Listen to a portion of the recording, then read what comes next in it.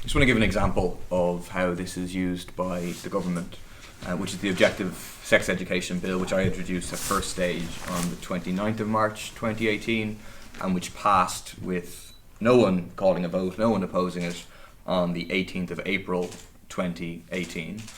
And that's a bill to try and drag Ireland's sex education out of the dark ages that it's currently in, by doing two things. One, outlining very basic provisions of like objective sex education, factual sex education that should be provided. And secondly, and this is the crucial bit, is getting rid of the barrier within the Education Act that religious ethos is to the provision of objective sex education. So saying that regardless of ethos, objective sex education has to be provided. That passed because there was quite a grassroots, support and pressure, in particular on Fianna Fáil, and nobody opposed it.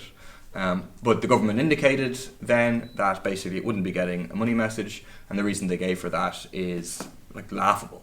The reason they gave that it would cost money is because they'd have to train teachers. So like teachers get trained every single year, the content of what you're training with them with can change. It's not actually going to take any more money, and it proves the point that it's being used simply as a way to block change. It's being used as a completely undemocratic executive veto, effectively.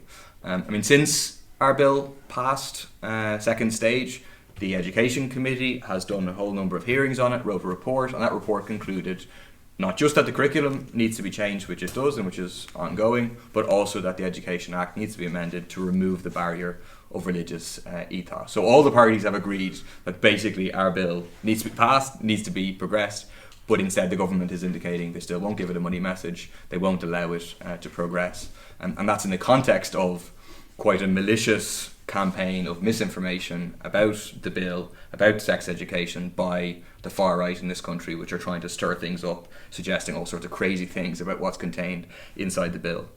It is the policy of the Department of Education that every student has a right to objective sex education, because there's a circular letter issued by the Department of Education in 2010, it's 0037, and that says that all children have a right to objective sex education. Now we're going back to 2010.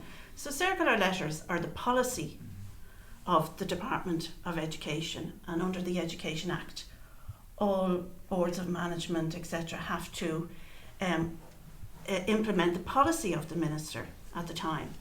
So I just see the sex education bill as implementing the policy of the Department of Education, giving practical effect to the policy of the Department of Education. And now you're saying that they have said that it's because of the training of teachers. But they didn't say that in the circular letter.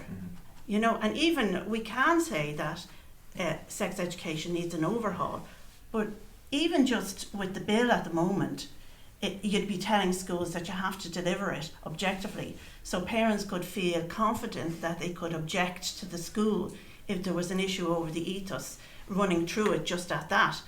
So it just seems a farce when the bill proposes to give practical effect to the policy of the Department of Education and the Minister, that every child has a right to objective sex education. And in that circular letter, they specifically mentioned the European Social Charter, 11.2 of the European Social Charter. That's where the right comes from. But it's also there under social. Every child has a right to a basic social education under the Constitution. So is it just a farce then? Yes. Yes, it is. I agree with what you said. You can see it there. You can see it with the sex education bill, that it's just a farce, the money message.